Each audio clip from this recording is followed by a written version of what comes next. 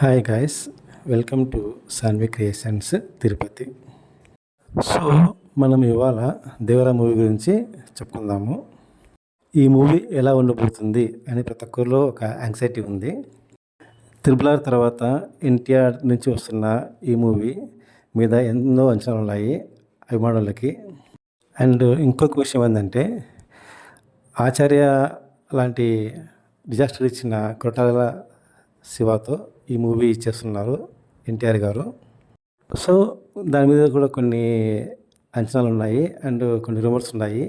ఎలా ఉంటుందో ఈ మూవీ అనేది అభిమానుల్లో ఒక ఆందోళన ఉంది, ఇండస్ట్రీలో కూడా ఒక టాక్ ఉంది.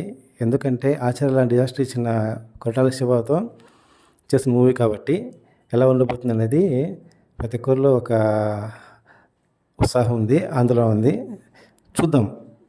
ఇప్పుడు ఎలా అంటే, రాజమౌళితో చేసిన ప్రతి హీరోకి నెక్స్ట్ మూవీ తప్పకుండా ఫ్లాప్ వస్తుందండి. అది ఎందుకు తెలిసిందే. సెంటిమెంట్ ప్రకారం అయితే ప్రతి ఒక్కరికి ఫ్లాప్ వచ్చింది, ప్రతి ఒక్క హీరోకి.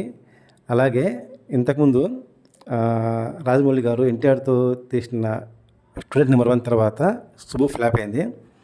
అండ్ తర్వాత సింహాద్రి లాంటి బ్లాక్ బస్టర్ ఇచ్చిన రాజమౌళి తర్వాత ఎన్టీఆర్ గారు చేసిన ఆంధ్ర వాళ్ళ అట్లా ఫ్లాప్ అయింది. అండ్ యమదొంగతో బ్లాక్ బస్టర్ హిట్ ఇచ్చారు రాజమౌళి గారు ఎన్టీఆర్తో. తర్వాత తను ఎన్టీఆర్ గారు చేసిన కంట్రీ మూవీ యావరేజ్గా నిలిచిందండి, హిట్ ఏం కాలేదు. సో ఈ లెక్కన చూస్తే సెంటిమెంటు వర్కౌట్ అవుతుందా లేక ఇది ఫ్లాప్ అవుతుందా అనేది అందరిలో ఆందోళన ఉంది. ఎందుకంటే త్రిబుల్ తర్వాత రామ్ చరణ్ యాక్ట్ చేసిన ఆచార్య ఫ్లాప్ అయింది కాబట్టి ఇది కూడా ఒక సెంటిమెంట్ లాగా ఫీల్ అవుతున్నారు ఆడియన్స్, అభిమానులు. కానీ ఇక్కడ విషయం ఏంటంటే, ఎన్టీఆర్ గారికి ఒక రికార్డు ఉందండి. ఫ్లాప్లో ఉన్న డైరెక్టర్తో సినిమా తీసి హిట్ కొట్టారు తను. అదేంటో చూద్దాము. సుకుమార్ తీసిన 1 నేను కొట్టిన అది ఫ్లాప్ అయిందండి. కానీ తర్వాత ఎన్టీఆర్ గారు అతనికి అవకాశం ఇచ్చారు, నాన్న ప్రేమతో హిట్ కొట్టారండి. అదే కోవలో త్రివిక్రమ్ గారు అజ్ఞాతవాసితో డిజాస్టర్లో ఉంటే ఫ్లాప్ అయిందండి. కానీ ఎన్టీఆర్ గారు తనకు అవకాశం ఇచ్చారు, అరవింద సమేత వీర రాఘవ, దాంతో బ్లాక్ బస్టర్ హిట్ కొట్టారు ఎన్టీఆర్ గారు.